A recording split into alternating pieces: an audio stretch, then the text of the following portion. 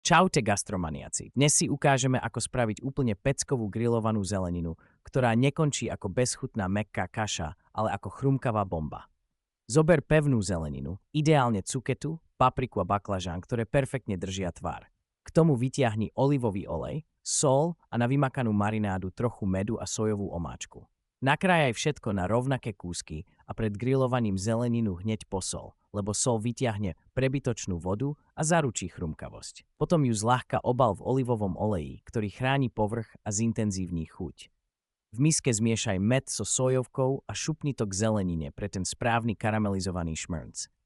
Teraz pozor, plameň nedávaj na maximum. Na miernejšom ohni sa zelenina prepečie do mäkka a nezhorí.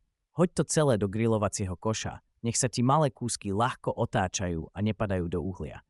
Po ugrilovaní nechaj zeleninu pár minút odpočinúť, nech sa chute naplno rozvinú. Výsledok je čistá paráda a nezabudnite sa pochváliť na Instagrame alebo Facebooku. Všetky recepty nájdete na stránke gastromaniak.com.